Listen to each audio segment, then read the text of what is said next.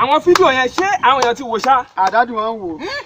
Gbogbo ẹ̀gbọ́n náà ló ti upload. Bẹ́ẹ̀ni. Bí àwọn mélòó ló ti wò. Daddy àwọn bí 1 million plus ti wò. Wow, God bless you, á dára fún ẹ, wọ́n náà gòkè. Kí ló ṣe wọ́n tí wọ́n kàn ń gbìn? Daddy ẹ parí òwe. Kí ni o? Àpọ́nlé òsì fọ́ba.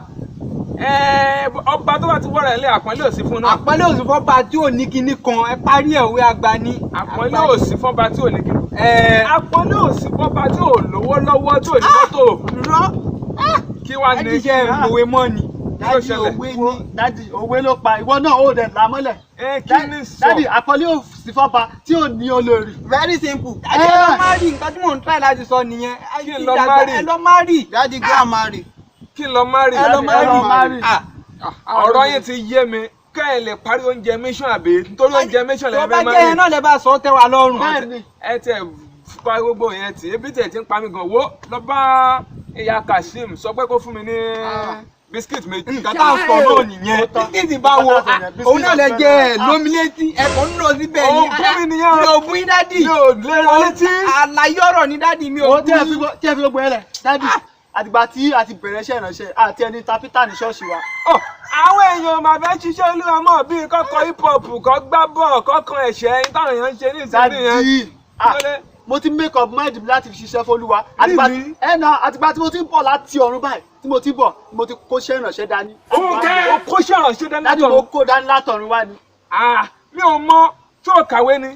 Dádì ó kàwé o, ó kàwé gan. Tí ó ṣe NYSC. Ó ṣe NYSC, ó ṣe EFCC, ó ṣe PDP, ó ní kò sí nǹkan tí ó kà mọ́. Ó ṣe SSC, ó ṣe SARS, ó ṣe OPC, ó ṣe PDP, kò sí nǹkan tí ó kà. APC kan accord gbogbo ó ṣe wá kò sí tí ó kà. gbogbo ẹ ló ṣe. Títí táyé change. NAFDAC gan o tún ṣe. Ó kà mọ́ dádì.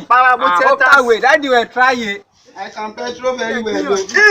Àmì ò mọ ológun báyìí ló wá display ogun ẹ. Daddy mo ẹ wo mi ò gbọ́ mo fẹ́ ṣe báyìí ni kí n lọ máa gbéraga lójú yín. Ok, ọ̀rẹ́ ti yé mi. Kí n wá tó lè mọ̀ bóyá ológun lóòótọ́ àbò ológun nínú interpretation. Màá sọ ọ̀rọ̀ kan wá interpret fún mi ní Yorùbá tí ó ti ready. Mo ti ready o ṣe tán. Daddy. Ṣé ó dé ẹyẹ tó bẹ̀rẹ̀ ni? Dádì ṣé mo múrò ẹ̀wà fún yín rí ni? There are some certain people you need in life before you can make it. Àwọn pimples kan wà tó o nílò kó tó lè make up. Pimples nílò. Olókàwé. Ó kàwé dádì. Continue bẹ́ẹ̀ yẹn tóbi jù fún ẹ fún Tell these people you cannot make it in life. Wo tó bá ní àwọn pimples yìí o gbọ́dọ̀ make up. Really? Dádì òun ní kàwé dádì. Ìwọ ti dé wo ó ti fẹ́ fi bọ́ọ̀bù ṣe mí léṣe mi tí mo wà. Àṣọwọ́ àná Boko Haram. Ṣé mi ò rí nígbà tó ti kórun gbọ̀njọ ṣé òun náà jọ kókó bó ṣe wà yẹn. Friend school ni dádì.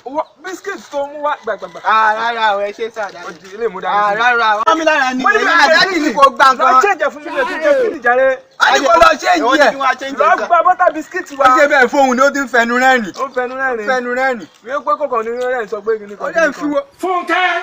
Fún mi nílùú. Ẹ ṣé.